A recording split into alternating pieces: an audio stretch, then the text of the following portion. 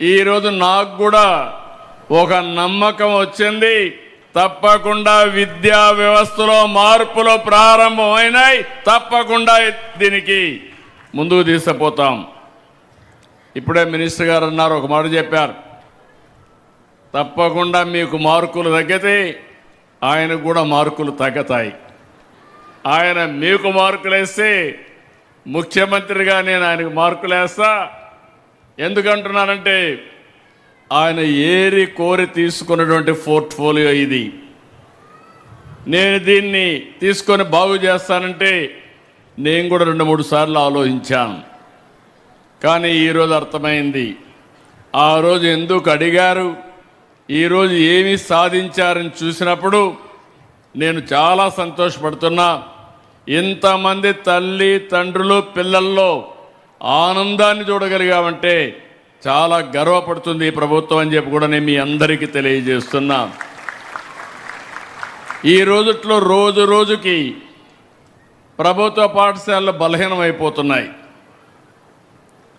పిల్లల సంఖ్య తగ్గిపోతూ ఉంది. అలాంటిది 2 ఏళ్లలో 1,10,000 మంది ప్రైవేట్ నుంచి మారి గవర్నమెంట్ స్కూల్కి వచ్చారు. నాకు కొన్ని కంప్లైంట్లు కూడా వస్తున్నాయి. మీరు వచ్చేస్తామంటే ప్రైవేట్ స్కూల్స్ టీసీలు ఇవ్వకుండా అడ్డుపడే పరిస్థితికి వచ్చారంటే అది ఈరోజు ప్రభుత్వ స్కూల్స్ యొక్క సత్తా సమర్థతని మరొక్కసారి మీ అందరికీ విజ్ఞప్తి చేస్తున్నా. ఈ ఏజెన్సీ ఏరియా స్వచ్ఛమైన వాతావరణం, స్వచ్ఛమైన మనుషులు, పిల్లలు మట్టిలో మాణిక్యాలు. అవకాశాలు ఇస్తే అద్భుతాలు సృష్టిస్తారు. చదువు మన జీవితాలను మారుస్తుంది. మన రాష్ట్రపతి ద్రౌపది ముర్ము గారి దీనికి నిదర్శనం. దేశానికి గర్వకారణం, మనందరికీ స్ఫూర్తిదాయకం. నేను అందుకే మిమ్మల్ని అందరినీ కోరుతున్నాను. చాలామందికి అనుమానం ఉండేది, తల్లికి వందనం ఇవ్వగలుగుతామా, ఇస్తే లాభం ఏంటని. ఈరోజు మీరు ఒక్కసారి చూస్తే ఈరోజు కార్యక్రమంలో చాలా ఇబ్బందులు ఉన్నాయి.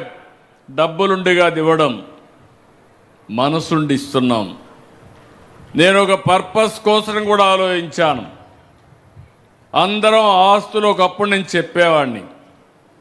95-96లో మీరు పిల్లల్ని బాగా చదివించండి, మీరు పిల్లల్ని చదివిస్తే వాళ్ళు మీరు సంపాదించేదానికంటే 100 రెట్లకు సంపాదించే తెలివితేటలు వస్తాయని ఈరోజు మీ అందరికీ చెప్తున్నాను. ఆ రోజు ప్రారంభించిన ఐటీ కానీ చదువు మీద పెట్టిన శ్రద్ధ, ఈరోజు మన పిల్లలు ప్రపంచం అంతా వెళ్ళారు. ఏ దేశానికి పోయినా అందరికంటే ఎక్కువ తలసరి ఆదాయం సంపాదించే ఏకైక జాతి తెలుగు జాతి అని మరొక్కసారి మీకు తెలియజేస్తున్నాం.